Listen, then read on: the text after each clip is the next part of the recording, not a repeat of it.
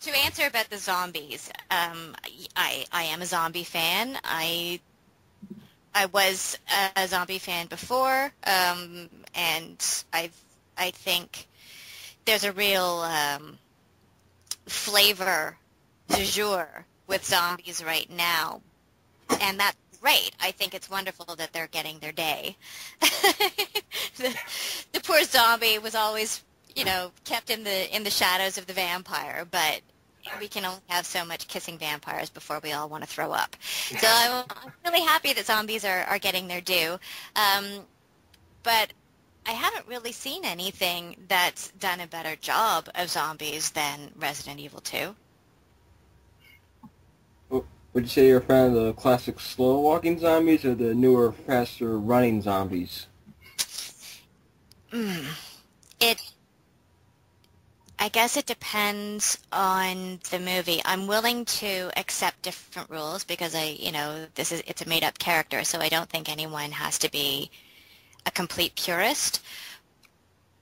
So, for example, the movie Quarantine, I thought that would be an example of coming close to the best way to do zombies in a film. I thought Quarantine was really, really well done. I am a huge Jennifer Carpenter fan, so that only made the movie that much better. And in that movie, of course, they can run.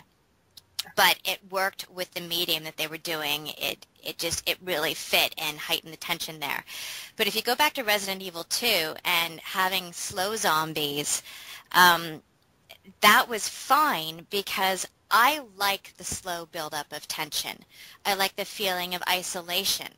I like allowing, the more time that goes on, the more opportunity the player has to really get themselves scared.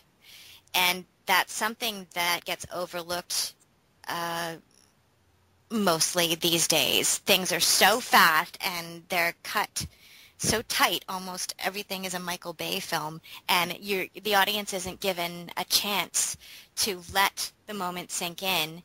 And fear needs that moment. You need that moment to realize, oh my goodness, I have to go into that room. I don't have a choice, but I know if I do, there's a creature that's going to jump out of the window and rip my head off. And being allowed to kind of sit there and take little inches, inch by inch by inch, and you don't know if the next time you push your controller, that's going to trigger the thing to jump through or what's going to happen. And then you finally get to the moment where you were sure the first time you played through, this is where he came, and it doesn't happen. So then you're completely thrown for a loop, and it's that slow buildup of it being left in your control as to what you're going to do. That is truly terrifying. And in that case, you don't need zombies to run fast. They don't have to do anything. That slow moaning, and you know it's around the corner, and it doesn't matter that they're going slowly because you're still screwed. I think that's way more powerful than running fast. And this is another question that's on the behalf of Karen. She wanted to know, what are your, I think we all want to know, but this is from her. She wanted to know, have you seen the Resident Evil movies, and what are your feelings on those? And more specifically, if you have, how do you feel about Ali Larter portraying Claire in the movies? Okay, so the first part, have I seen the movies? I saw Resident Evil, I saw the first one. I did see the second one on television, on the movie network once. And then I also watched the third one, Extinction.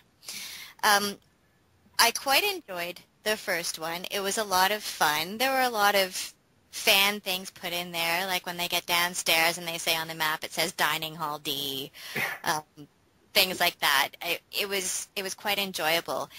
When that first movie came out, I think most people had a very similar reaction, which was the character of Alice was largely based on Claire.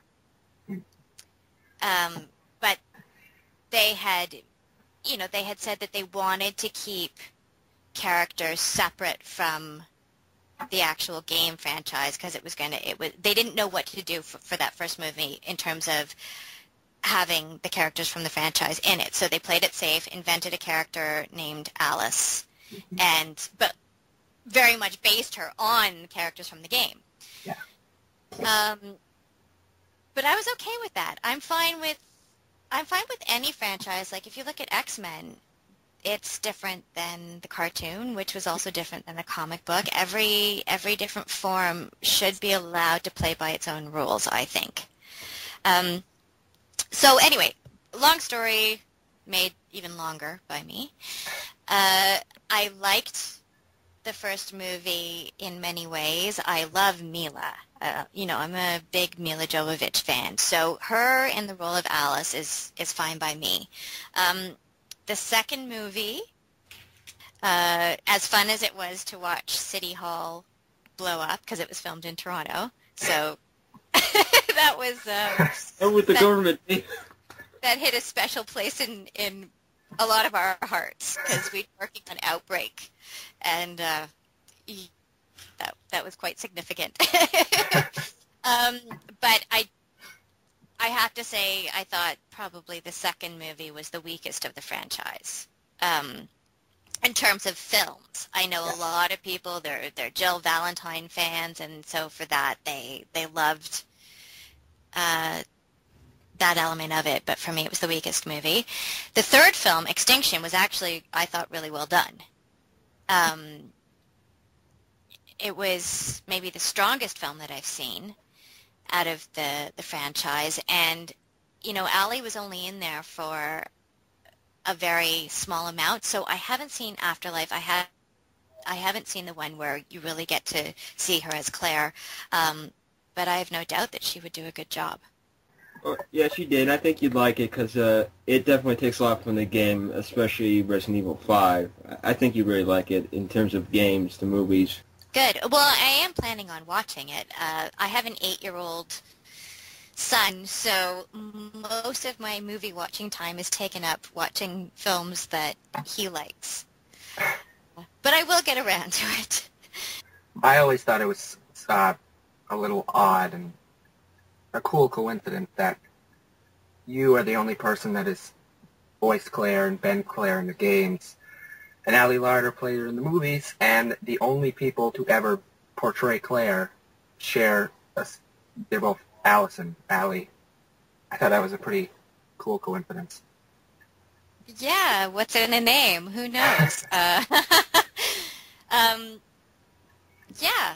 It is a bit of a coincidence. I think it just means that really cool chicks are named Allie. Well, yeah, I mean, it comes down to the fans, and if the fans enjoy Allie Larder as Claire, and everything that I've heard is that she does a really good portrayal of Claire in the film, so then I'm going to go with that because fans have always supported me doing the voice in the game, so, they got good taste.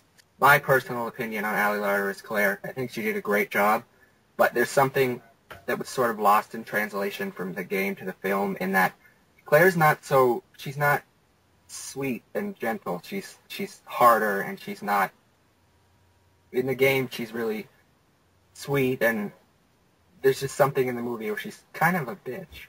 Yeah, you always have to make a choice as a director which way you want to go with the character. It's funny, we were talking about this with the girl with the dragon tattoo. The Swedish version versus the North American version and how they both relate back to the book. And when you're trying to tell a story, there's usually a lot more source information than you can fit into a 2-hour movie. And for the sake of the story that you're trying to tell, you have to make certain hard choices with your character.